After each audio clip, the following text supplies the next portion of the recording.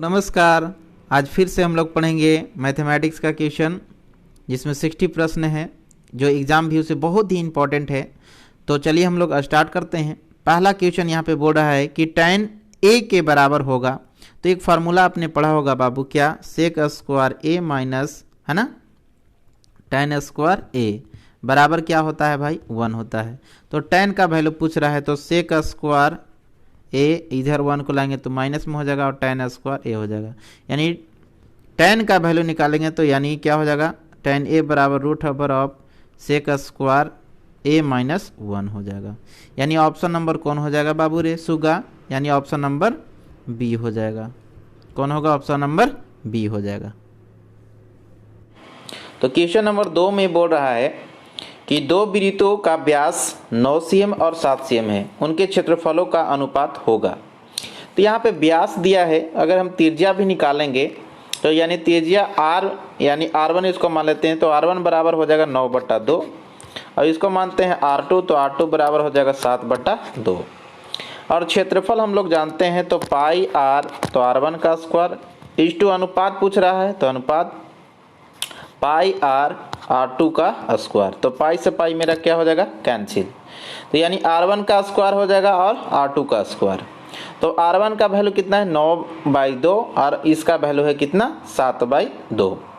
तो जैसे अगर यहाँ पे वैल्यू हम रखते हैं तो वैल्यू रखेंगे तो यानी 9/2 का स्क्वायर, है ना, अनुपात 7/2 का स्क्वायर।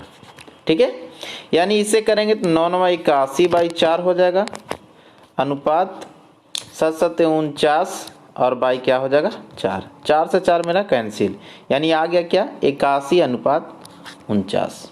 ऑप्शन नंबर डी हो जाएगा। नेक्स्ट क्वेश्चन और हम लोग 3 बढ़ते हैं। 3 में क्या बोलता है कि निम्न में कौन अपर में नहीं है? तो मैंने डिफिनेशन ये चीज़ मैंने पढ़ाया भी है कि अपरिमेय संख्या उसे बोलते हैं जो p/q के फॉर्म में नहीं होता है, अर्थात q = नॉट 0, या फिर जिसको पूर्ण रूप से स्क्वायर रूट फाइंड आउट नहीं हो पाएगा वो अपरिमेय कहलाएगा। तो 10 का नहीं निकल पाएगा, 24 का भी नहीं निकल पाएगा और √35 का भी पूर्ण रूप से नहीं निकल पाएगा। इसलिए सारा क्या हो गया? अपरिमेय। लेकिन ये 121 है जो 11 का स्क्वायर रूट है, इसलिए ऑप्शन नंबर डी होगा। ये डी ऐसा है जो अपरिमेय नहीं है। नेक्स्ट क्वेश्चन नंबर 4 की ओर आते हैं। 4 में बोल रहा है कि 5, 15 और 20 के लसा और मसा का अनुपात क्या होगा?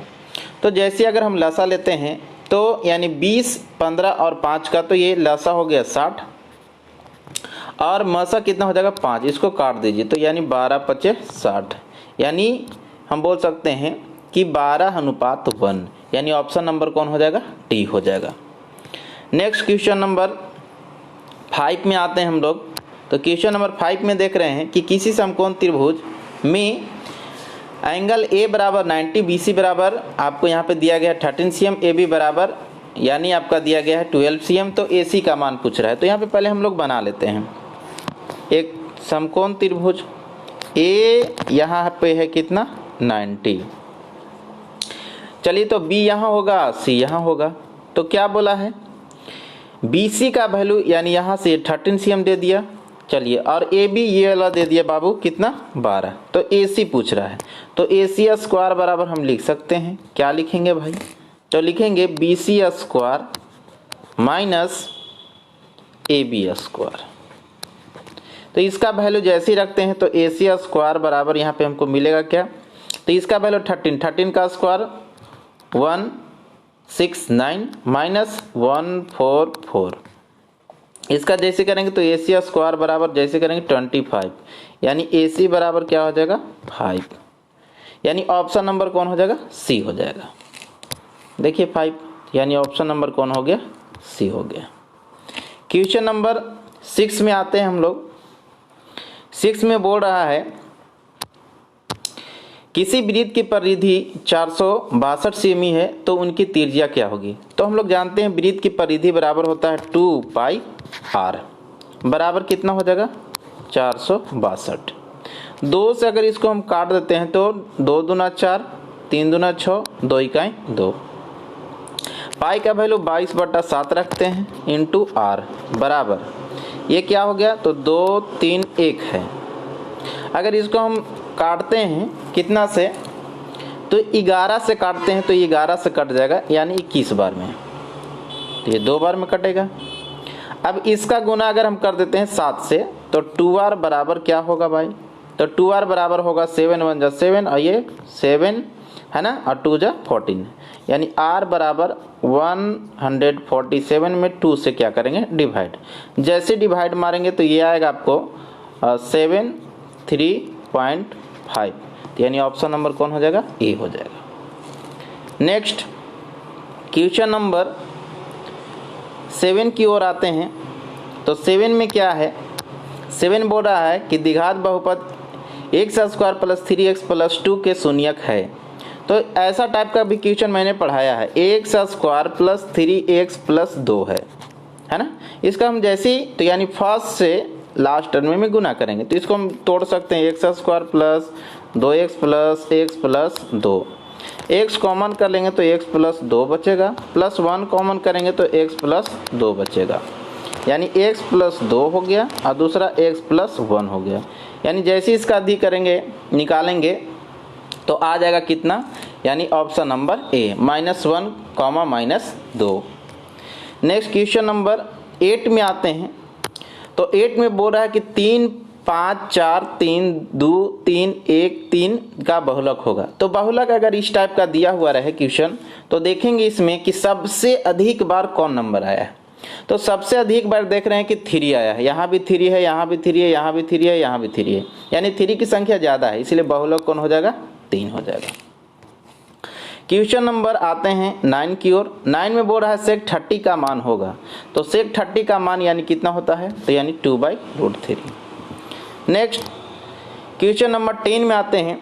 दो त्रिभुज सर्वाक्षम तब कहे जाते हैं जब उनके, तो ये भी चीज़ मैंने बताया है पिछले वाले वीडियो में, समान आकार होगा, यानी शेप बराबर होगा और साइज भी दोनों बराबर होगा, यानी ऑप्शन नंबर कौन हो जाएगा, सी हो जाएगा। नेक्स्ट क्वेश्चन नंबर आते हैं 11 की ओर। 11 में बोल रहा है कि निम्नलिखित में कौन परिमेय संख्या नहीं है, यानी इसमें बोल रहा है कि कौन अपरिमेय संख्या नहीं है।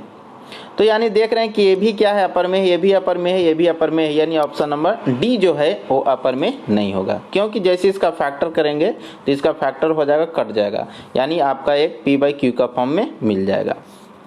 क्वेश्चन नंबर 12 में आते हैं। तो 12 में हम लोग आते हैं, तो √3 और √5 है, तो ये क्या हो जाएगा भाई, तो रूट में जैसे मैंने बताया था पिछले वाले वीडियो में, चौरवा के साथ रहेगा तो चौरवे कहलाएगा, यानी यहाँ पे क्या हो जाएगा, तो यानी एक अपरिमेय संख्या हो जाएगा। नेक्स्ट क्वेश्चन नंबर 13 में आते हैं। तो 13 में बोल रहा है कि निम्नलिखित में कौन सा भिन्न का दशमलव प्रसार शांत होगा। तो क्वेश्चन नंबर 13 का जो होगा वो आंसर मैंने बताया था शांत का, कि जिसका फैक्टर करेंगे, जिसमें हरों का जिसमें 2 और 5% होगा वो क्या होगा, शांत होगा। तो आपका प्रश्न बनेगा सर इसमें भी है, इसमें भी है ना। तो देखेंगे उसको डिवाइड करके देखेंगे तो एग्जैक्ट जो है यानी ऑप्शन नंबर डी जो है वो आ जाता है, यानी दशमलव प्रसार इसका क्या होता है, शांत होता है। नेक्स्ट अगला क्वेश्चन नंबर है क्वेश्चन नंबर 14। 2.12111211112 है, क्या है जी, परिमेय संख्या, पूर्ण संख्या, अपरिमेय संख्या, इनमें से कोई नहीं। तो 14 का जो आंसर होगा वो क्या होगा, एक अपरिमेय संख्या हो जाएगा। नेक्स्ट क्वेश्चन नंबर 15 की ओर आते हैं। 15 बोल रहा है कि √3 और ये जो है 12 रूट में है, तो इसको लिख सकते हैं √3/12 को लिख सकते हैं 3 × 4। एक स्टेप और बढ़ते हैं, √3 × √4, तो √3 से √3 कट गया, तो यानी 4 का क्या हो जाएगा, 2, यानी 1/2 बचेगा। तो 1/2 हो गया क्या, तो परिमेय संख्या, यानी ऑप्शन नंबर ए हो जाएगा। नेक्स्ट क्वेश्चन नंबर हम लोग आते हैं 16 की ओर। 16 क्या बोलता है, द्विघात बहुपद x² - 3 के शून्यक होंगे। तो x² - 3 के शून्यक निकालना है, तो x बराबर क्या होगा, x² बराबर 3 हो जाएगा, तो x बराबर यानी प्लस माइनस में √3 हो जाएगा, यानी ऑप्शन नंबर कौन होगा भाई, तो ऑप्शन नंबर बी हो जाएगा। नेक्स्ट क्वेश्चन नंबर आते हैं 17 की ओर, निम्नलिखित में कौन बहुपद नहीं है। ये भी क्वेश्चन मैंने इस टाइप का बताया है कि बहुपद वही होता है ना, कि जिसका जो पावर होता है यानी चर का जो मान होता है वो नॉन निगेटिव होता है, यानी पावर जो है वो निगेटिव में नहीं होना चाहिए। अगर निगेटिव में हो जाएगा तो वो बहुपद नहीं होगा। तो यहाँ क्वेश्चन भी पूछ रहा है कि निम्नलिखित में कौन बहुपद नहीं है ना। तो देखिए ऑप्शन नंबर यहाँ पे देखेंगे सी में, तो ये जो हो गया रूट में है ना, यानी 1/2 में हो गया, इसलिए यही जो है आपका बहुपद नहीं है। अगला क्वेश्चन नंबर 18 की ओर आते हैं। 18 में बोल रहा है कौन रेखीय बहुपद है ना व्यंजक है। तो 18 में देखते हैं, तो जिसका रैखिक का मतलब बताए थे हम कि जिसका फॉर्म ax + b है ना, यही ना व्यापक रूप मैंने बताया था रैखिक का, यानी जिसका पावर जो हो जाएगा 1 हो जाएगा, तो यानी ऑप्शन नंबर ए हो जाएगा। नेक्स्ट आते हैं 19 की ओर। तो 19 में यहाँ पे हम लोग देख रहे हैं कि यदि अल्फा और बीटा बहुपद f(x) का यानी x² + x + 1 के मूल 1/α + 1/β है, तो इसका वैल्यू पूछ रहा है। तो इसके बनाने के लिए हम 1/α + 1/β है, इसका एलसीएम अगर हम लेते हैं तो अल्फा × बीटा होगा, तो इसको अल्फा प्लस बीटा लिखेंगे। अल्फा प्लस बीटा का वैल्यू होता है -b/, यानी हम बोलेंगे -b/a बोलेंगे, ठीक है। अच्छा, अल्फा × बीटा का वैल्यू क्या होता है, c/a होता है, तो a से कट गया, तो बचा क्या -b/c, तो -b के जगह पे यहाँ पे है कुछ नहीं तो 1 है, तो यानी इसका करेंगे तो माइनस, तो यानी ऑप्शन नंबर जो आ जाएगा मेरा वो कौन हो जाएगा, तो ऑप्शन नंबर बी हो जाएगा। नेक्स्ट क्वेश्चन नंबर 20 की ओर आते हैं। तो 20 में क्या बोल रहा है, a का मान जिनके लिए समीकरण निकाय ax - y = 2, 6x - 2y = 3 का एक अद्वितीय हल होगा। ये भी टाइप का क्वेश्चन मैंने पढ़ाया कि जब a1/a2 does not equal to b1/b2 होता है तो इसी का अद्वितीय हल होता है। तो यहाँ पे वैल्यू हम रखेंगे, तो यानी क्या हम बोल सकते हैं, जैसे इसका वैल्यू हम लोग रखेंगे तो वैल्यू यहाँ से पता चल जाएगा क्या, a/ क्या हो जाएगा 6 डज नॉट इक्वल टू -2/, यानी इसका क्या वैल्यू हो जाएगा जी, यानी -1/-2, माइनस माइनस क्या हो गया, कट गया, 2 × 6, यानी a does not equal to 3, यानी ऑप्शन नंबर कौन हो जाएगा, बी हो जाएगा। ऑप्शन नंबर कौन हो जाएगा रे बाबू, बी हो जाएगा। नेक्स्ट आते हैं, अगला क्वेश्चन पढ़ते हैं। चला क्या है, तो इसमें है कि a का मान जिनके लिए समीकरण इतना यानी 10x + 5y = a - 5 है ना, 20x + 10y - a = 0 के अनगिनत हल होंगे। अनगिनत हल होने का कंडीशन था क्या, a1/a2 = b1/b2 = c1/c2। जब ये कंडीशन होता है तो जो दिया गया समीकरण का निकाय का जो होगा हल होगा, हलों की संख्या जो होगा अनगिनत होता है ना। तो इसमें हम वैल्यू फिर पुट करेंगे, तो जैसे ही वैल्यू पुट करेंगे तो a1 के जगह पर 10 हो जाएगा, a2 के जगह पर यहाँ पे 20 हो जाएगा है ना, इसके अब b1 के जगह पर 5 और b2 के जगह पर कितना हो जाएगा 10, और c1 के जगह पर यहाँ पे हो जाएगा a - 5 और इसके जगह पर क्या हो जाएगा मेरा, तो यानी ए हो जाएगा c2 की जगह पर। जैसे इसको हम सॉल्व करते हैं तो सॉल्व करने के बाद जो मेरा रिजल्ट मिलेगा है ना, यानी 21 का जो रिजल्ट मिलेगा वो ऑप्शन नंबर सी हो जाएगा, यानी 10 के बराबर आ जाता है जैसे आप वैल्यू पुट करेंगे। उसी प्रकार 22 में जैसे देखते हैं समीकरण निकाय x + 2y = 3, 5x + ky = 15 के अनगिनत हल होंगे। तो बैठा दीजिए ना, यानी क्या लिखेंगे इसको 1/5 = 2/k = 3/15। तो k का मान पूछ रहा है, तो इसका जैसे हम करेंगे इसका कंपेयर इसके साथ अगर हम कर देते हैं तो अगर 3 × 5 = 15 काट देते हैं तो यानी इसका गुना करेंगे तो k बराबर क्या मिलेगा हमको 10, k बराबर क्या मिलेगा 10 मिलेगा है ना। तो यानी ऑप्शन नंबर कौन हो गया, तो ऑप्शन नंबर इसका हम देखते हैं, यानी 22 का जो ऑप्शन नंबर हो गया मेरा बी हो गया। नेक्स्ट 23 में आते हैं तो 23 में देख रहे हैं कि यदि रेखाएं एक बिंदु पर प्रतिच्छेद करती हो तो वह बिंदु दोनों समीकरण का डॉट डॉट डॉट होती है। तो 23 का देखेंगे तो यानी क्या होगा, प्रतिच्छेद करता है तो यानी अद्वितीय हल होता है। नेक्स्ट, निम्नलिखित में कौन समीकरण इतना यानी x + 2 और 3x - 1 = 0 का हल समुच्चय है। तो यानी इसको बनाने के लिए आप यहाँ पे चाहते हैं तो वैल्यू भी रख के आप बना सकते हैं, अन्यथा अगर नहीं चाहते हैं उस टाइप का तो यहाँ पे डायरेक्ट अगर हम वैल्यू रखते हैं तो x के जगह पर रखिए। तो जैसे रखते हैं ऑप्शन ए से चलते हैं, देखते हैं रख के, तो यानी 1/3 + 2 3 × 1/3 - 1 बराबर 0 है। तो जैसे ही 3 से 3 कट जाएगा तो यानी 0 आ जाएगा, यानी ऑप्शन नंबर कौन हो जाएगा, ए हो जाएगा। तो यानी 24 का ऑप्शन नंबर ए हो जाएगा।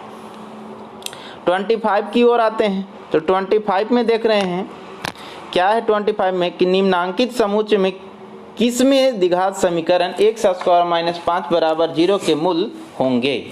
तो जैसे इसका हम निकालेंगे तो यानी x² - 5 है बराबर 0, तो x² बराबर 5 होगा, यानी x बराबर हो गया ±√5। तो यानी रूट में आ गया ना जी, तो यानी क्या हो जाएगा, अपरिमेय संख्या, यानी ऑप्शन नंबर सी हो जाएगा। 25 का क्या हो जाएगा बाबू रे, सी हो जाएगा। नेक्स्ट आते हैं बाबू 26 में जैसे ही आते हैं तो 26 में क्या है, द्विघात समीकरण ax² + bx + c = 0 के मूल वास्तविक एवं समान हो तो क्या होगा भाई।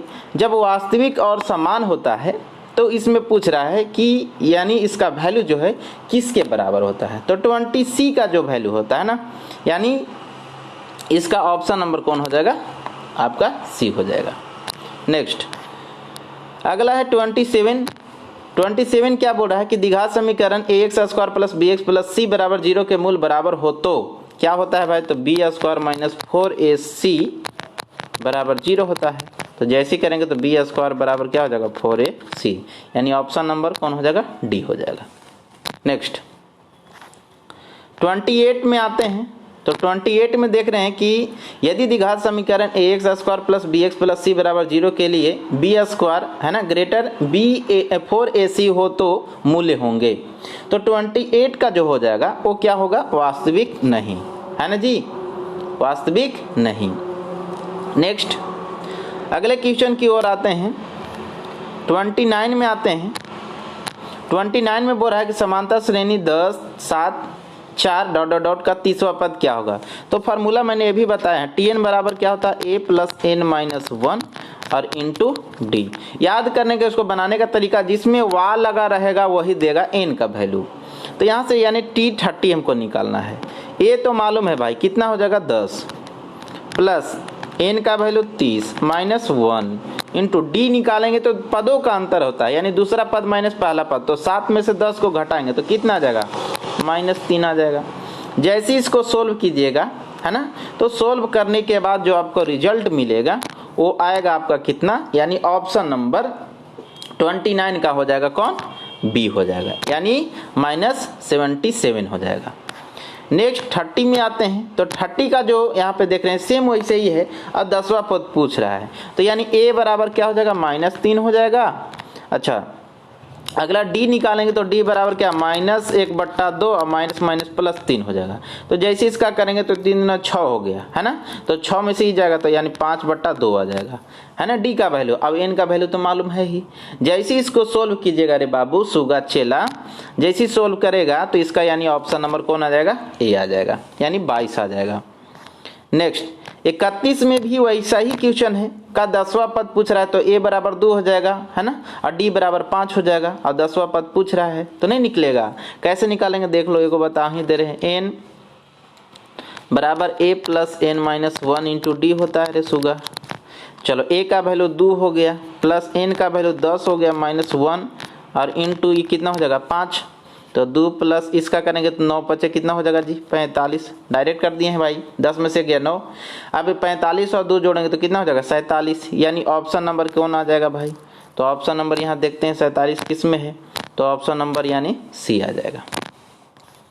नेक्स्ट 32 में आते हैं। 32 में क्या बोला है कि त्रिभुज ABC में है ना डी पैरेलल BC है और AD बाई DB बराबर 5/3 हो तो AE/AC बराबर क्या होगा, है ना।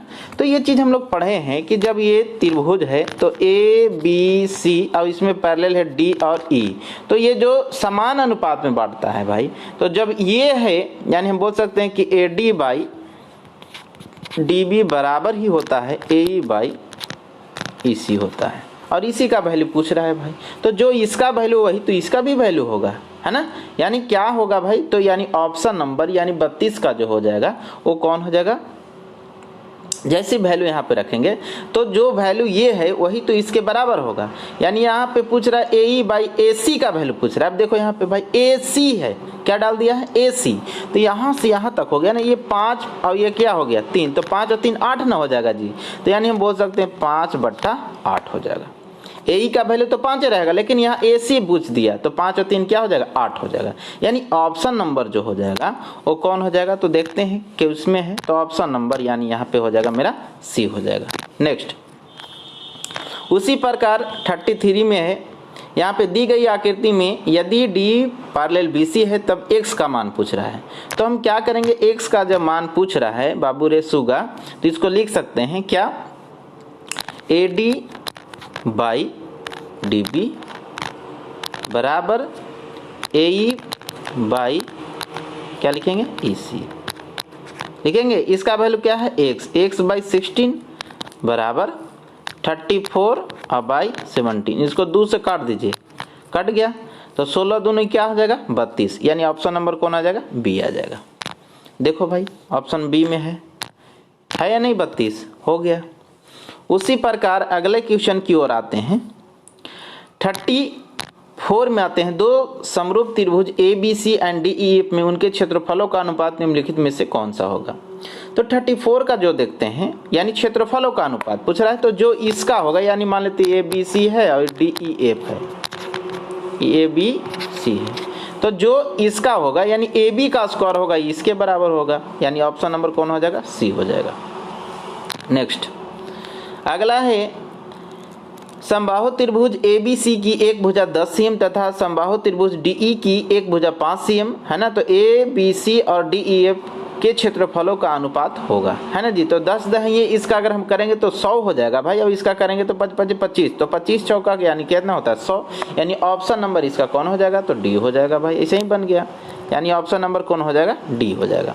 35 का देखते हैं, ऑप्शन नंबर कौन हो जाएगा D हो जाएगा। कैसे रे चेला, तो अभी हम लोग पढ़े, तो यानी इसका जब हम करेंगे क्षेत्रफल तो यानी 100 हो जाएगा, 25 का करेंगे तो 5 का 25, 25 चौका 100 काट दीजिए तो यानी 4:1 आ जाएगा।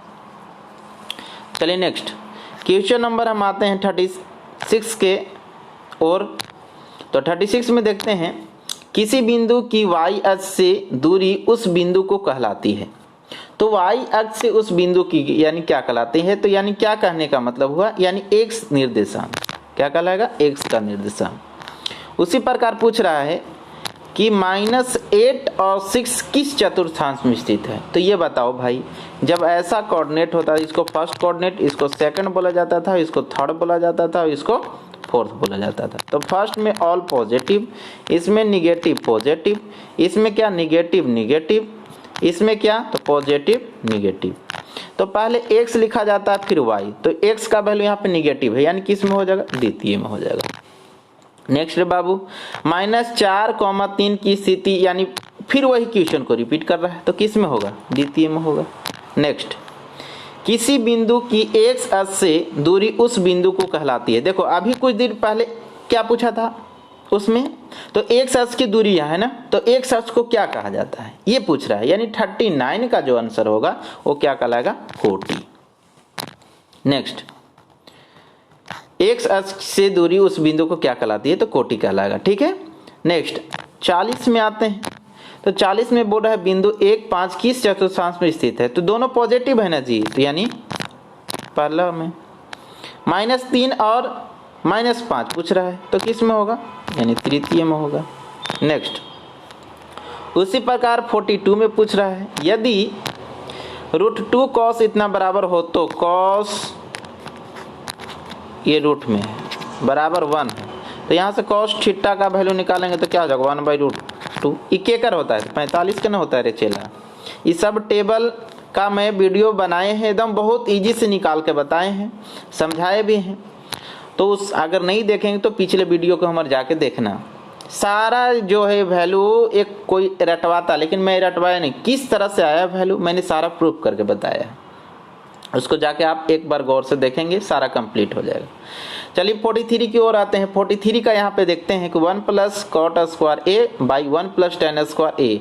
जैसे ही इसको सोल्व करना है तो 1 बाई इसको कॉट स्क्वायर जो है ना ए है, अब बाई 1 बाई टेन स्क्वायर ए है ना, इसको जैसे आप तोड़िएगा साइन बाई कॉस में तोड़ दीजिएगा, कॉस बाई साइन में तोड़िएगा, तो जैसे इसको तोड़िएगा ना तो इसका जो आपको सॉल्यूशन जो प्राप्त होगा यानी 43 का जो हो जाएगा वो कौन हो जाएगा, कॉट स्क्वायर ए के बराबर हो जाएगा। उसी प्रकार यहाँ पे पूछ रहा है क्वेश्चन नंबर 44 में, यदि साइन थीटा बराबर 3/5 हो तो कॉस थीटा, तो कॉस थीटा बराबर फार्मूला एक मैंने बताया था, देखो इजी से इसको बना दो, 1 माइनस साइन स्क्वायर थीटा होता है। अब यहाँ पे वैल्यू रख दो तो रूट अंडर 1 माइनस इतना का वैल्यू क्या है 3/5 का स्क्वायर, तो यानी 25 माइनस 3 3 9 बटा क्या हो जाएगा 25 घटाएंगे तो कितना आ जाएगा जी 16, तो 16 का स्क्वायर रूट कितना हो जाएगा 4, अब 25 का क्या हो जाएगा 5, तो यानी 4/5, यानी ऑप्शन नंबर कौन हो जाएगा, ए हो जाएगा। नेक्स्ट 45 में क्या बोल रहा है कि यहाँ पे क्या है आपका 45 में कि 9 sec square theta minus 9 tan square theta बराबर है। तो 45 में यहाँ पे जैसे अगर हम 9 कॉमन कर लेते हैं तो क्या हो जाएगा sec square theta minus tan square theta, है ना, बराबर क्या हो जाएगा जी, हम यहाँ पे 9 कॉमन कर लिए तो यहाँ पे क्या, तो इतना का वैल्यू कितने के बराबर होता है 1, तो यानी क्या हो जाएगा 9 × 1 यानी 9, है ना। चलिए तो यानी यहाँ पे जैसे किएंगे तो ऑप्शन नंबर कौन आ जाएगा, बी हो जाएगा। नेक्स्ट यहाँ पे क्या है भाई, तो 2 साइन कितना है 38 अब बाई कॉस 52 है। तो मैंने इस टाइप का क्वेश्चन बताया था तुमको कि जैसे ही दोनों का वैल्यू ऐड करेंगे अगर 90 हो जाएगा तो वैल्यू होता है कितना 1, तो 2 × 1 करेंगे तो क्या आ जाएगा 2 आ जाएगा, यानी ऑप्शन नंबर ए हो जाएगा। नेक्स्ट 47 में पूछ रहा है कि tan थीटा बराबर √3 हो तो, है ना, थीटा का मान क्या होगा, तो यहाँ से निकाल लेते हैं ना tan यानी कितने का वैल्यू वो होगा, तो यानी ऑप्शन नंबर इसका हो जाएगा, यानी 47 का डी। नेक्स्ट किसी वृत्त पर बाह्य बिंदु, है ना, बाह्य बिंदु से खींची गई स्पर्श रेखाओं की संख्या होती है, तो एक बिंदु से जो स्पर्श रेखाओं की जो खींचा गया जो संख्या होगा वो कितना होगा 2 होगा। जैसे कि देख लो ये वृत्त हो गया, यहाँ पे बाह्य बिंदु हो गया, इधर से ऐसे खींचेंगे ऐसे खींचेंगे तो स्पर्श रेखा कितना खींचा गया 2 खींचा गया। नेक्स्ट 49 की ओर आते हैं। तो 49 में यहाँ पे देखते हैं रे बाबू कि वृत्त यहाँ पे दिया गया है, यानी सेंटर ओ आर के अंतभाग में एक बिंदु P है जो निम्न में से कौन सत्य होगा, है ना। तो जैसे इसका हम डायग्राम भी बनाएंगे ना तो डायग्राम से भी पता हमको चल जाएगा क्या है, अंतभाग में एक बिंदु P है तो में से कौन होगा, यानी 49 का जैसे करोगे तो यानी ऑप्शन नंबर कौन आ जाएगा, बी आ जाएगा। नेक्स्ट 50 में है, नीचे दिए गए आकृति में O वृत्त का केंद्र है तथा बाह्य बिंदु P से वृत्त के M तथा N बिंदु पर PM और PN तुल्य स्पर्श रेखाएं खींची गई है, तो PON बराबर 60, तो OPM का मान निम्नलिखित में से कौन होगा, है ना। किसका पूछ रहा है, OPM ये वाला पूछ रहा है ना। देखो भाई तो जब ये पूछ रहा है रे बाबू तो इसमें हम यहाँ पे जानते हैं कि 90 होता है और तीनों एंगल का वैल्यू हम जानते हैं कि कितने के बराबर होता है 180 के बराबर। तो जब हम 60 अब इसको जोड़ेंगे तो ये कितना हो जाएगा, यानी 9 6 15 यानी 180 में से हम क्या करेंगे 150 घटा देंगे तो 30 हो जाएगा, ये वाला 30 तो ये भी कितना आ जाएगा 30, तो 30 और 30 क्या हो जाएगा, अरे 30 और 30 जो है वो क्या हो जाएगा, तो यानी आपका 60 हो जाएगा। ऑप्शन नंबर कौन हो जाएगा, सी हो जाएगा। नेक्स्ट समझ में आया। अच्छा पूछ क्या रहा है इसमें एक बार फिर से हम लोग देख लेते हैं। तो यानी पूछ रहा था इसमें वैल्यू जो OPM का पूछ रहा था ना जी, OPM का, तो यानी कितना हो जाएगा, हम दोनों को बता दिए, पूरे एंगल को मैंने बताया 60, ये दोनों का पूरे का बताया, लेकिन यहाँ पे पूछ रहा है OPM का, तो यानी 30 हो जाएगा। नेक्स्ट आते हैं 51 में। 51 में बोलता है कि 44 मीटर परिधि वाले वृत्त की त्रिज्या होगी। तो अभी इस टाइप का क्वेश्चन बताया, यानी वृत्त की परिधि बराबर क्या होता है 2πr, है ना, बराबर कितना हो जाएगा 44। तो यानी 2 इंटू 22/7 इंटू r निकालना है, तो 22 बराबर 44। तो देखो तो 22 दूना 44 ही कट गया, तो यानी r बराबर कितना हो जाएगा 7 हो जाएगा, है ना, ऑप्शन नंबर बी। नेक्स्ट, दो वृत्त के क्षेत्रफलों का अनुपात दिया गया है तो उनकी त्रिज्याओं का अनुपात होगा, है ना, क्षेत्रफल का अनुपात दिया गया है, तो यानी पाई r square into pi r square, इसका दिया गया है 4 है, इसका दिया गया है 1, है ना। तो त्रिज्याओं का अनुपात पूछ रहा है ना, तो त्रिज्याओं का अनुपात जो होगा यानी ठीक इसका क्या हो जाएगा भाई, आधा हो जाएगा। जैसे निकालेंगे पाई से पाई कट जाएगा जी, इसका करेंगे तो जैसे करेंगे तो यानी 2:1 आ जाएगा। नेक्स्ट, यदि कर्ण का विकर्ण यहाँ पे दिया गया है, कितना दिया गया है जी, यानी 16, है ना, और √2 cm है, तो वर्ग की भुजा की लंबाई होगा, है ना। तो जैसे इसका अगर हम बैठाएंगे तो कर्ण बराबर क्या होता है, तो जैसे होता है √2 इंटू साइड होता है, यहाँ से जैसे करेंगे तो 2 सूट कट जाएगा, तो इसका वैल्यू जो निकल जाएगा, है ना, तो यानी 53 का जो आंसर हो जाएगा वो ऑप्शन नंबर कौन हो जाएगा बाबू रे, बी हो जाएगा। नेक्स्ट, निम्न में से कौन वृत्त का क्षेत्रफल का सूत्र है, तो वृत्त का क्षेत्रफल तो अभी कोई एक बार नहीं कई बार बताया कि पाई r स्क्वायर होता है। नेक्स्ट, क्वेश्चन नंबर 55 में आते हैं। प्रथम 5 पूर्ण संख्याओं का माध्य पूछ रहा है, तो जो बीच में यहाँ से अगर हम निकालने का तो यानी कितना हो जाएगा 2 हो जाएगा, पूर्ण संख्या है ना, तो 0 से यहाँ से स्टार्ट करना है, 1 2 3 4, 1 2 3 4 5 हो गया, बीच में यहाँ पे देख लेंगे तो कितना हो जाएगा 2 हो जाएगा। नेक्स्ट, प्रथम 3 लगातार प्राकृतिक संख्याओं का माध्य, तो इसका भी करेंगे तो कितना हो जाएगा, ऑप्शन नंबर बी हो जाएगा। किसी भी घटना की प्रयोगता नहीं होती है, क्या नहीं होगा भाई, तो यानी हम बोल सकते हैं कि निगेटिव नहीं होती है। नेक्स्ट, 58 निम्न में से कौन सी संख्या किसी घटना के प्रयोगता नहीं हो सकती है, अब बताओ भाई, तो मैंने बताया कि जो निगेटिव में होगा ना वही नहीं हो सकता है, यानी ऑप्शन नंबर क्या हो जाएगा, तो यानी बी हो जाएगा। नेक्स्ट, एक पासे फेंकने पर 3 आने की प्रोबेबिलिटी क्या होगी, तो देखो एक पासे को जब भीगा जा रहा है भाई, तो एक ही बार ना भीगा जा रहा है तो 3 तो आएगा, है ना, तो 3 यानी आने की प्रयोगता पूछ रहा है, तो 59 का क्या हो जाएगा 1/6 हो जाएगा। ठीक है, ये ना कि 3/6 लिख देना, काट देना 1/2, नहीं, गलत, 3 एक ही बार आएगा यानी 1/6। चलिए अगला क्वेश्चन है, एक पासा फेंकने पर एक अभाज्य संख्या आने की प्रयोगता क्या होगी, है ना, एक अभाज्य संख्या पूछ रहा है, एक बार ही भीगा जा रहा है। ठीक है, तो 60 का जो आंसर हो जाएगा वो कितना हो जाएगा, अब अभाज्य संख्या इसमें पूछ रहा है ना, तो अभाज्य संख्याएं यानी कितने होंगे भाई, तो यहाँ पे देख रहे हैं अभाज्य संख्या यानी 3 हो जाएगा, 3 बटा इसको काटेंगे तो यानी कितना हो जाएगा, ऑप्शन नंबर ए हो जाएगा। ठीक है, इस तरह से आपका यहाँ पे 60 क्वेश्चन का सॉल्यूशन मैंने आपको दिया। ऐसे ही वीडियो देखने के लिए हमारे चैनल को सब्सक्राइब करें और अच्छा लगे तो वीडियो को शेयर करें। Thank you.